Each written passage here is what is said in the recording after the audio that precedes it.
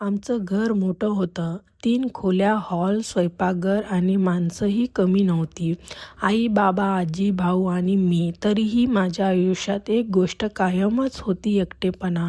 सकाळी वेगळे आपापल्या घाईत असायचे. आई स्वयंपाकात, बाबा ऑफिसच्या विचारात आणि आजी देवापुढे, भाऊ मोबाईलमध्ये आणि माझं गुड मॉर्निंग भिंतीवर आदळून परत यायचं. कोणाकडेही वेळ नव्हता. शाळेतून आलो की घर गजबजलेलं असायचं, पण शांत आवाज होता, संवाद नव्हता.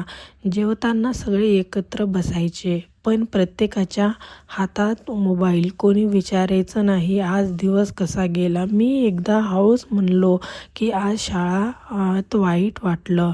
आई म्हणाली, कधी जेव, मग बोलू.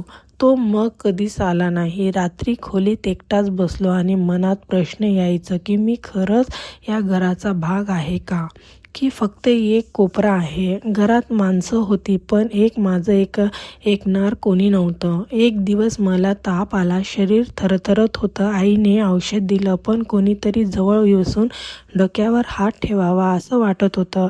पण सगळे आपापल्या कामात गुंतलेले. त्या क्षणी मला गमावलेलं एकटेपणा, माझे माणसं नसणं नाही, तर जवळ असूनही दूर असणं. त्या रात्री मी खूप रडलो, आवाज न करता, कारण ऐकायला कोणीच नव्हतं. दुसऱ्या दिवशी आई माझ्या खोलीत आली. माझे लाल डोळे पाहून ती थकली. तिने मला जवळ केलं आणि म्हटलं की पहिल्यांदाच तिने विचारलं की तू एवढा गप्प का असतोस? मी उत्तर दिले नाही, फक्त मिठीत शिरलो. त्या दिवशी घर तसंच होतं, तेवढेच मोठं, तेवढीच माणसं, पण एक फक्त फरक झाला, कोणीतरी ऐकायला सुरुवात केली. घरात अजूनही एकटेपणा संवादनेचं संपत. आशा करती हूँ कि आपको कहानी पसंद आई होगी। चैनल को लाइक एंड सब्सक्राइब ज़रूर करना। देखने के लिए धन्यवाद।